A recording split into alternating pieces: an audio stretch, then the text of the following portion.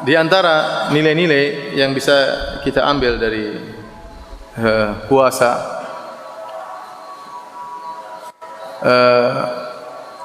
di antaranya bagaimana perhatian Nabi sallallahu alaihi wasallam kepada istrinya, mesranya Nabi sallallahu alaihi wasallam kepada istrinya meskipun dalam kondisi berpuasa. Aisyah radhiyallahu taala anha berkata, "Kana an-nabiy sallallahu alaihi wasallam yuqabbiluni wa yubashiruni wa huwa sha'im wa kana amlakakum li irabih." Adalah Nabi sallallahu alaihi wasallam, beliau menciumku dan mencumbuiku padahal beliau sedang berpuasa. Namun beliau adalah orang yang paling bisa menahan syahwatnya. Dan di sini Aisyah, ini hadis riwayat Al-Imam Al-Bukhari, hadis sahih. Aisyah radhiyallahu anha menyebutkan dua perkara, mencium dan mencumbui. Karena Nabi sallallahu alaihi wasallam yuqabbiluni wa yubashiruni. Nabi sallallahu alaihi wasallam menciumku dan mencumbuiku. Kata para ulama, al-mubasyarah, cumbuan itu lebih tinggi derajatnya daripada sekedar ciuman. Jadi bermesra-mesra dengan Aisyah radhiyallahu taala anha padahal Nabi sedang berpuasa. Oleh karenanya, apa hukum seorang yang sedang berpuasa mencium istrinya? Maka ada khilaf di kalangan para ulama. Sebagian ulama mengatakan hukumnya sunnah, dan ini pendapat Ibnu Hazm rahimahullahu taala dalam kitabnya Al-Muhalla. Dia berkata, menciumui istri bulan Ramadan hukumnya sunnah. Kenapa? Nabi sallallahu alaihi wasallam menciumui apa? Istrinya. Pendapat lain, jumhur ulama mengatakan boleh, bukan sunnah, tapi apa hukumnya apa? Boleh. Sebagian ulama mentafsir, bagi yang sudah tua boleh, bagi yang muda tidak boleh. Kenapa? Karena kalau sudah tua bisa menahan syahwatnya, kalau muda susah menahan apa? Syahwatnya. Oleh karenanya bagi yang pengantin baru, masih bulan madu, jangan cium-cium istri di bulan Ramadan. Tapi kalau sudah lama, sudah bulan bawang, enggak apa-apa ya. Ini pendapat sebagian ulama. Yang benar boleh secara mutlak, muda tua, yang penting dia bisa menahan diri, enggak ada masalah. Oleh karena dalam hadis yang mencium Nabi, yang dicium siapa? Aisyah. Aisyah muda atau tua? Masih muda. Masih muda.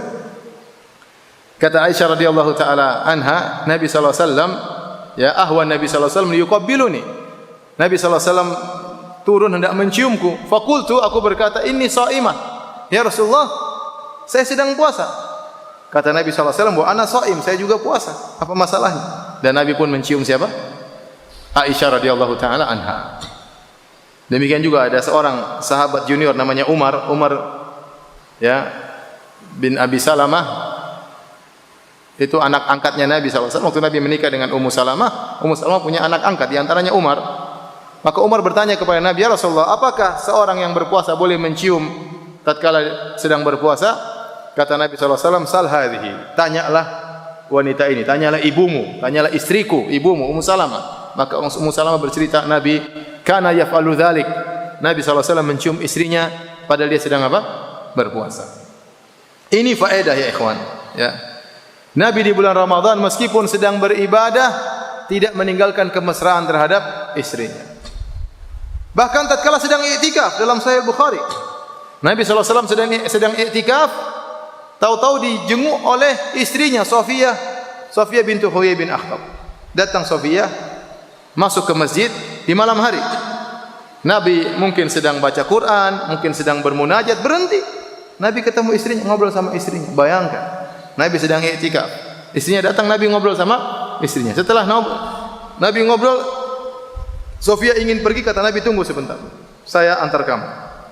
Akhirnya Nabi pun keluar mengantar Sofia ke rumahnya. Bayangkan, dalam sebagian riwayat Nabi keluar dari rumahnya mengantar apa?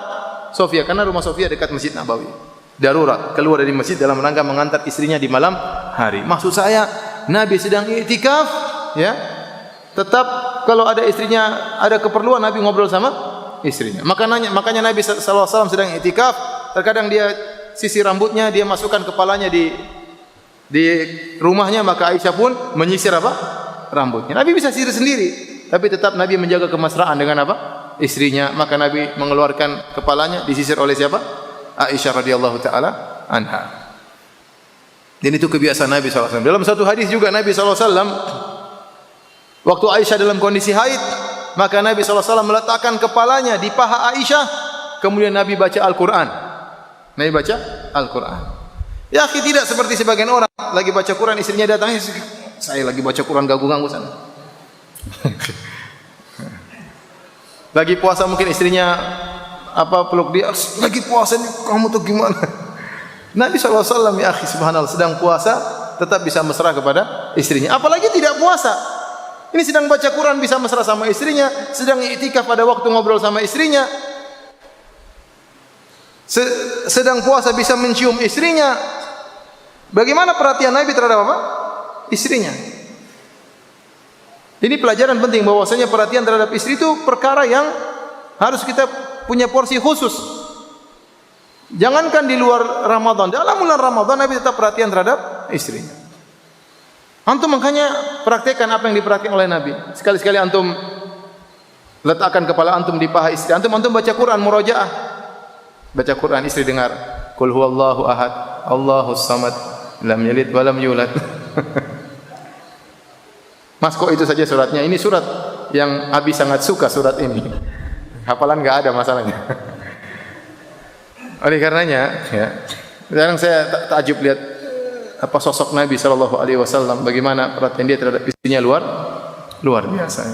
Ini di bulan Ramadan saja Nabi begitu, apalagi di bulan Ramadan pembahasannya tentu sangat panjang, tetapi saya ingin tampilkan bagaimana Nabi sallallahu alaihi wasallam ketika sedang beribadah perhatian sama istri.